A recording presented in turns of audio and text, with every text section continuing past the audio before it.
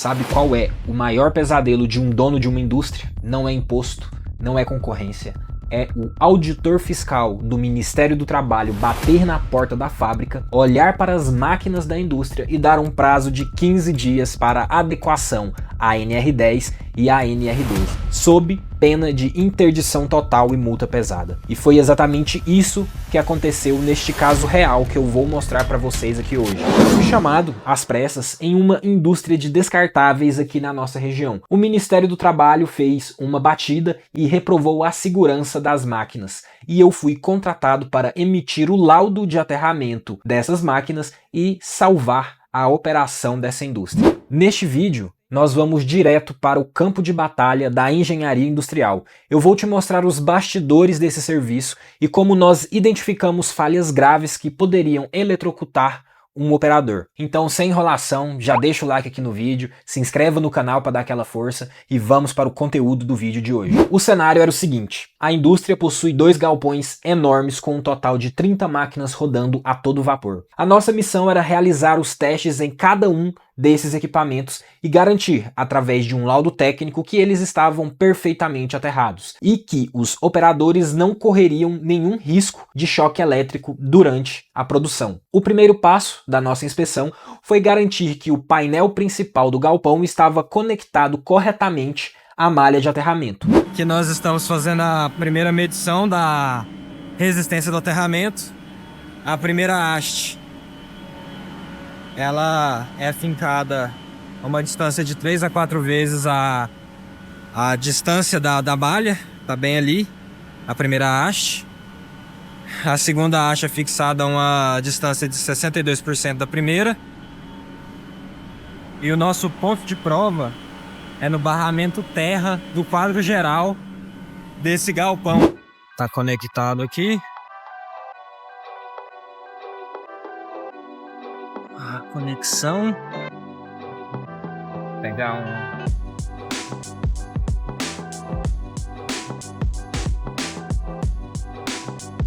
conexão, ponto de prova.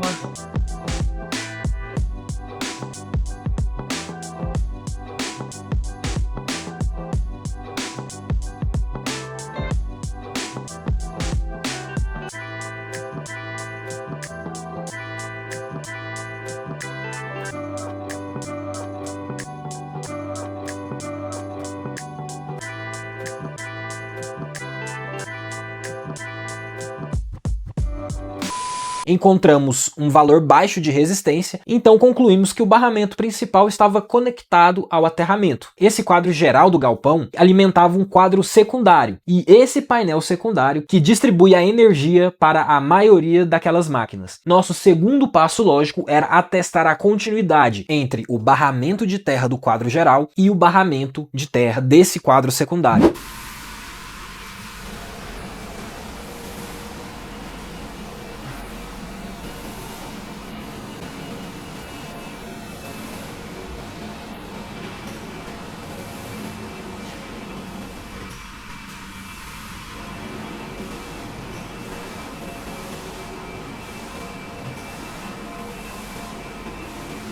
E aí, o que você me diz? Fazer o teste aqui, número 1. Você quer só pra testar a continuidade mesmo, né? Não, mas pode deixar gravado isso Pode, aí, né? porque a gente vai pegar daquele pras outras, né? Pras máquinas. Vou colocar aqui então. Aí você vai e coloca o nome em cada medição. Tem como colocar. Vamos colocar só tags pra ficar mais fácil. Pode ser, pra ficar Que aí coloca, sei lá, T1 é o teste e tal. Aí a gente coloca T1 e joga lá naquele grupo lá. Sim, Pra ficar mais fácil a gente identificar. pode ser.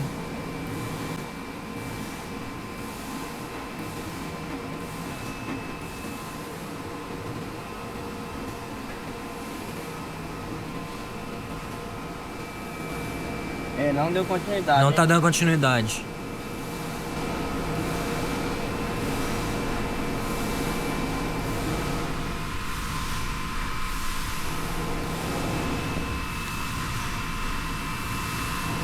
E por incrível que pareça, não existia continuidade. A proteção não chegava no quadro secundário. Quando fui questionar o eletricista de manutenção da indústria, ele me revelou o problema. Ele me informou que haviam executado uma malha de aterramento específica apenas para o quadro das máquinas e que essa malha estava interligada ao SPDA que havia sido instalado há pouco tempo. Nesse momento, identificamos a primeira não conformidade grave. Você não pode ter duas malhas de aterramento distintas e isoladas dentro de uma mesma instalação. Isso cria uma diferença de potencial perigosa. Se ocorrer uma falha ou uma descarga de um raio, a diferença de tensão entre essas malhas pode causar um acidente fatal. Na verdade, o que aconteceu é que o Corpo de Bombeiros fez uma visita anterior nessa indústria e exigiu a instalação de SPDA. Como a empresa que instalou esse SPDA não queria mexer na malha de terra existente, eles fizeram todo o SPDA com sistema de captação e descida, só que na hora de fazer o aterramento, eles fizeram uma malha nova. E essa malha nova, ela não foi interligada à malha antiga. Ela foi interligada ao barramento de terra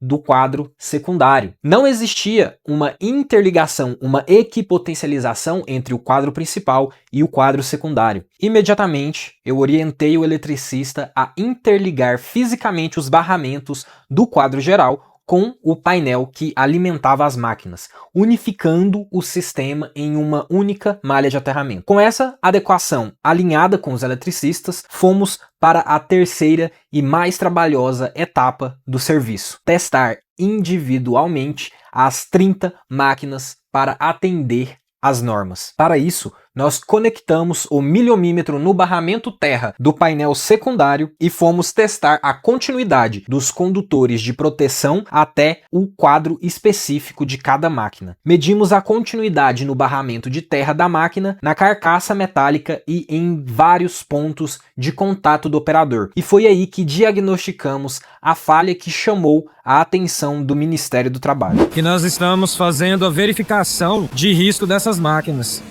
A gente já mediu 2 máquinas. Essa aqui que a gente está fazendo é a terceira.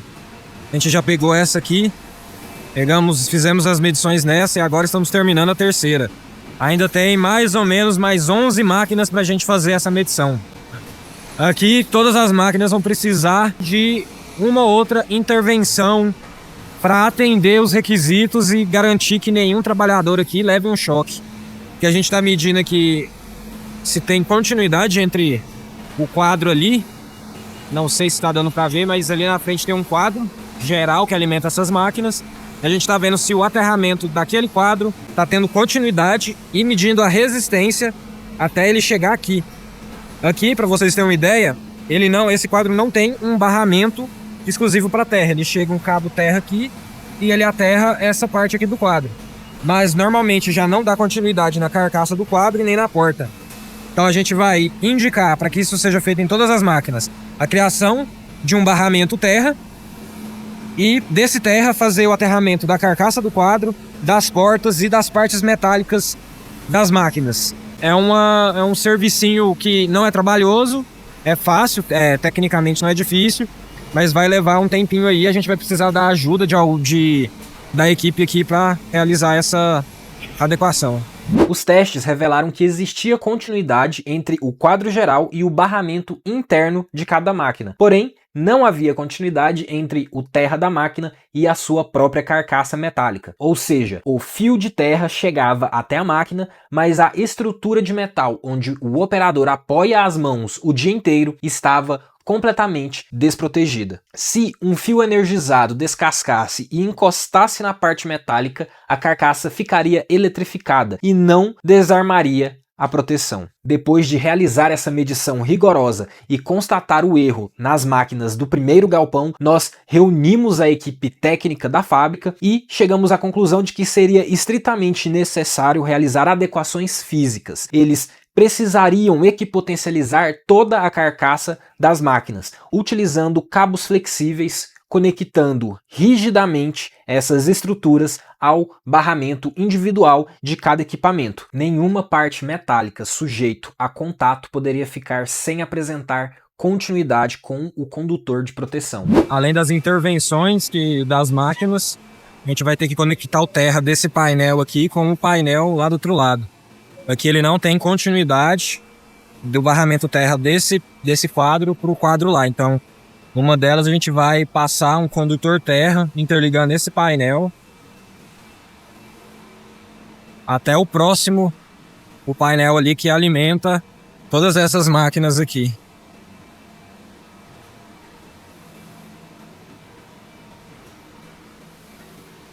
Esse painel aqui não está interligado. Nós repassamos o relatório de adequações para o eletricista responsável e encerramos a visita técnica naquele momento. E fomos muito claros com a diretoria. O laudo de aterramento atestando a segurança só seria emitido após a correção das falhas. Informamos que assim que as adequações fossem realizadas, nós voltaríamos à indústria para refazer todas as medições. Esse caso não acabou por aqui. Quando eu voltar nessa indústria novamente, eu vou gravar a continuação para mostrar para vocês aqui no canal o desenrolar dessa história e se a fábrica conseguiu a aprovação para não ser interditada.